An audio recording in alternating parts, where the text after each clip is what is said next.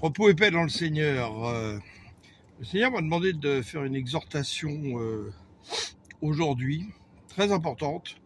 Je viens parler à toute personne dans le monde qui est dépendante de la prostitution des États-Unis qui s'est répandue dans le monde depuis particulièrement la fin de la Seconde Guerre mondiale. Et le Seigneur m'avait donné comme révélation que dans l'Apocalypse, cette nouvelle Babylone qui chutera en un jour est Washington, la ville aux 7 collines, et qui a fait boire le vin de sa prostitution dans le monde entier en répandant justement les valeurs américaines partout, du consumérisme pour rendre les gens esclaves.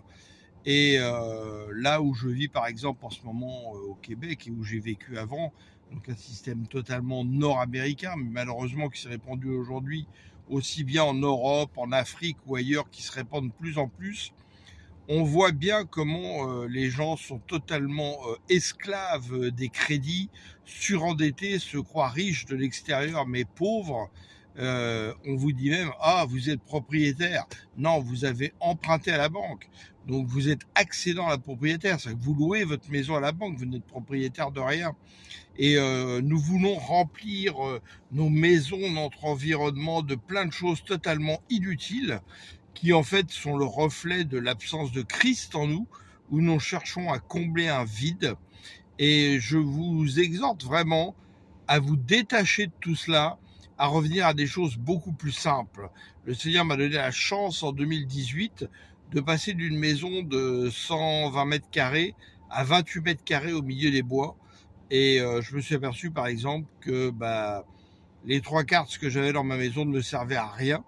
Je m'en suis passé pendant 2 ans aisément. Depuis, j'ai revendu tout ça. Je voyage léger et je m'aperçois qu'on n'a pas besoin de tant de choses que ça. Nous courons après des chimères sans arrêt et la parole est claire. À quoi servirait-il à un homme de gagner le monde s'il perdait son âme?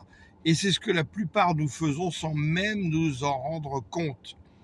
Donc, dans ces temps qui sont très mauvais, vraiment, venons accorder beaucoup plus de temps pour le Seigneur, revenons à des valeurs sûres et abandonnons tous les pièges subtils du malin qui sont en train de broyer des âmes, et cela va s'accélérer. On l'a vu par rapport, par exemple, aux cérémonies qu'il y a eu aux Jeux Olympiques à Paris, mais il y en a eu d'autres, où les sataniques sont en train de relâcher des puissances des ténèbres très importantes qui vont venir encore plus corrompre l'esprit des gens. Donc je vous incite vraiment à revenir aux vraies valeurs du Seigneur et lire la Bible et vous attacher à Dieu.